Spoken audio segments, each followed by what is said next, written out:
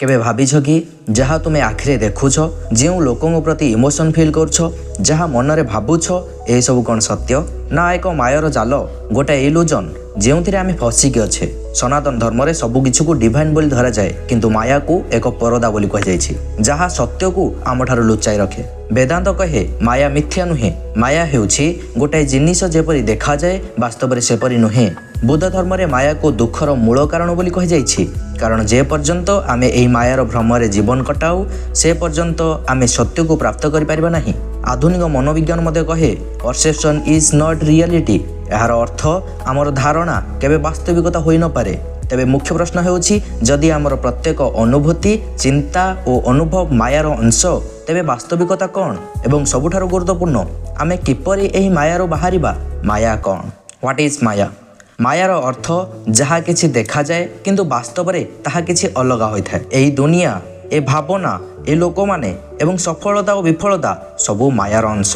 माया तुमको देखाए जे जदि तुमे एहा पाइबो तुमे खुशी हेबो किंतु सत्य हेउछि एही सबू टेम्परारी। भगवद गीता रे श्रीकृष्ण कहछन्ती एही जगत एक स्वप्न परी जहाँ देखा जाउछि ताठारो अधिक सत्य तुम भितरे लुकायित होइक अछि।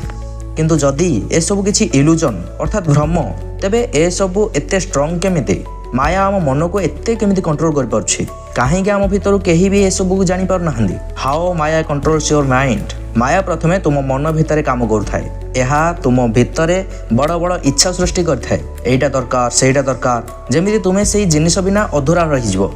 तापरे तुमे धन शक्ति प्रेम पछरे दौड़िबा आरंभ करछ किंतु जेतेबेले तुमे किछि पाई जाओ किछि समय पर मन पुनर्बार विरक्त हो जाए एवं तुमे एक नुआ डिजायर पछरे दौड़िबा आरंभ कर। एहा हेउछि मायार जाल। अनंत इच्छार कोनोसी प्रकृत शांति नाही। धीरे धीरे तुमे एक चक्र व्यूहरे फसी जाओ जेउठारे तुमे भाबो तुमे निज नियंत्रण रे अछ किंतु प्रकृत रे माया तुमर प्रत्येक चिंता प्रत्येक अनुभूति और प्रत्येक कार्य को कंट्रोल करथाय। सबुठार बड़ कथा माया केवल बाहरे नुहे तुम भीतर भी परिवर्तन आनिथाए।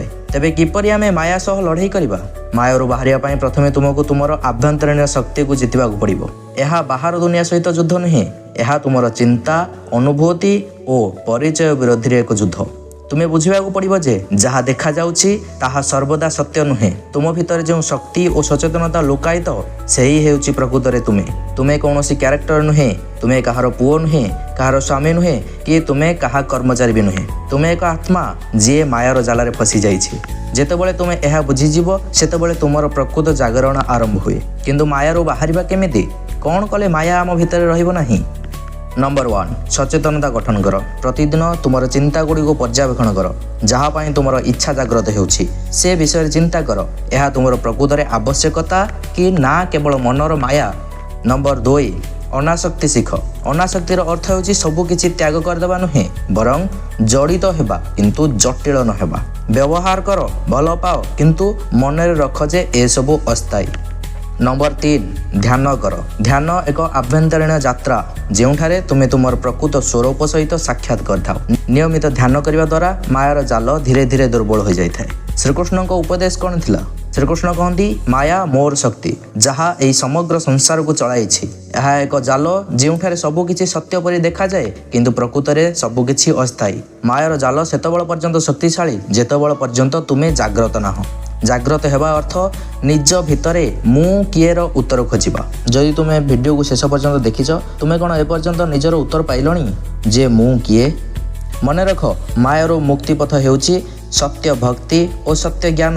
आशा करुछि तुमे एहा बुझी पाछ। जदि वीडियोटी टिके भी भल लागिछि तबे लाइक कर दियो एवं सांगमान सहित शेयर करिया को जमारू भूल नाही। पुणी थरे देखा हबा एक नुआ वीडियो एवं नुआ टॉपिक को नहीं। से पर्यंत रहूछि नमस्कार। जय जगन्नाथ।